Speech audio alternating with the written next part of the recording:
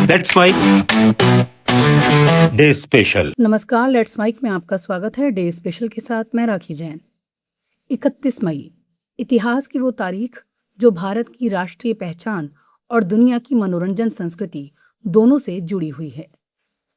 एक और ये दिन भारत के तिरंगे के विकास की कहानी से जुड़ा है, तो दूसरी ओर इसी दिन दुनिया के सबसे लोकप्रिय कार्टून किरदार मिक्की माउस को पहली बार आवाज मिली थी। लेकिन भारतीय इतिहास में 31 मई की सबसे खास पहचान उस यात्रा से जुड़ी है जिसने आगे चलकर देश को उसका राष्ट्रीय ध्वज दिया। साल 1921 भारत आजादी की लड़ाई के सबसे महत्वपूर्ण दौर से गुजर रहा था। देश भर में स्वदेशी आंदोलन और स्वतंत्रता की मांग तेज हो रही थी।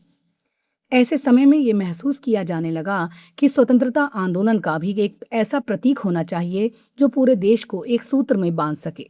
इसी सोच के साथ युवा स्वतंत्रता सेनानी पिंगाली वेंकैया ने एक झंडे का डिजाइन तैयार किया। वो लंबे समय से भारतीय ध्वज को लेकर अध्ययन और प्रयोग कर रहे थे। 31 मई 1921 को उन्होंने ये डिजाइन महात्मा गांधी के सामने विजयवाड़ा में आयोजित इंडियन नेशनल कांग्रेस के अधिवेशन में प्रस्तुत किया। उस समय झंडे में केवल 2 रंग थे, लाल और हरा। इन्हें भारत के 2 प्रमुख समुदायों का प्रतिनिधित्व करने वाला माना गया। लेकिन जब ये डिजाइन गांधी जी के सामने पहुंचा तो उन्होंने इसमें कुछ महत्वपूर्ण बदलाव सुझाए। गांधी जी ने कहा कि भारत केवल 2 धर्मों का देश नहीं है, बल्कि यहाँ कई आस्थाएं और समुदाय रहते हैं। इसलिए झंडे में सफेद रंग भी होना चाहिए जो बाकी सभी समुदायों और शांति का प्रतीक बने। इसके साथ ही गांधी जी ने झंडे में चरखा जोड़ने का सुझाव भी दिया। चरखा उसमें स्वदेशी आंदोलन, आत्मनिर्भरता और आर्थिक स्वतंत्रता का सबसे बड़ा प्रतीक बन चुका था। इस तरह झंडे में 3 रंग और बीच में चरखा शामिल किया गया। धीरे धीरे झंडा स्वतंत्रता आंदोलन की पहचान बनने लगा। देश भर में आंदोलनकारी इसे लेकर अंग्रेजी शासन के खिलाफ प्रदर्शन करने लगे। लेकिन झंडे के रंगों और प्रतीकों को लेकर विवाद भी सामने आने लगे। कुछ लोग इसे धर्मों से जोड़कर देखने लगे। कई समूहों ने अलग अलग रंग और प्रतीकों की मांग शुरू कर दी। किसी ने झंडे में गदा जोड़ने का सुझाव दिया, तो कुछ लोगों ने गेरुआ रंग को प्रमुख बनाने की मांग की।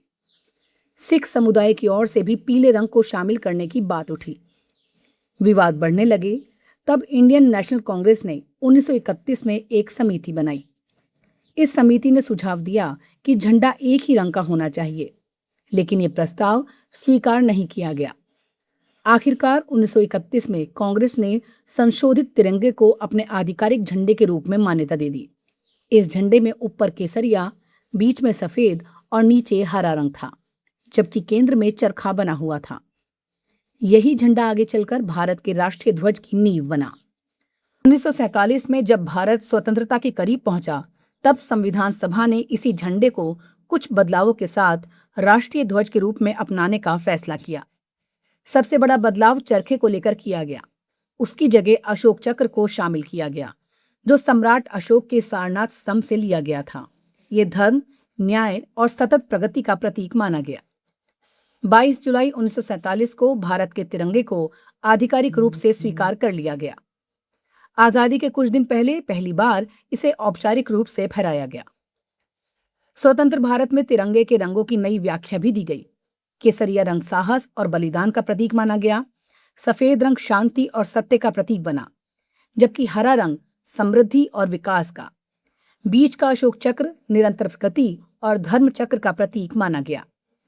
आज तिरंगा केवल एक झंडा नहीं, बल्कि भारत की पहचान, संघर्ष और लोकतांत्रिक आत्मा का प्रतीक है।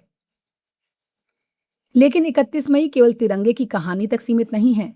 इसी दिन 1929 में दुनिया के सबसे लोकप्रिय कार्टून किरदार मिक्की माउस ने पहली बार बोला था। डिज्नी की फिल्म द कार्निवल किड में मिक्की माउस ने अपना पहला शब्द हॉट डॉग कहा था। इसके साथ ही वो दुनिया का पहला बोलने वाला कार्टून कैरेक्टर बन गया। वॉल्ट डिज्नी द्वारा बनाया गया मिक्की माउस आगे चलकर पूरी दुनिया की पहचान बन गया। आज भी बच्चे और बड़े समान रूप से इस किरदार को पसंद करते हैं। 31 मई का यह दिन हमें याद दिलाता है कि इतिहास केवल युद्ध और राजनीति की कहानियों से नहीं बनता। कभी एक झंडा किसी राष्ट्र की पहचान बन जाता है, तो कभी एक छोटा सा कार्टून पूरी दुनिया की मुस्कान बन जाता है। और शायद यही वजह है कि 31 मई इतिहास में एक ऐसे दिन के रूप में दर्ज है जिसने भारत को उसकी पहचान का प्रतीक दिया। नमस्कार।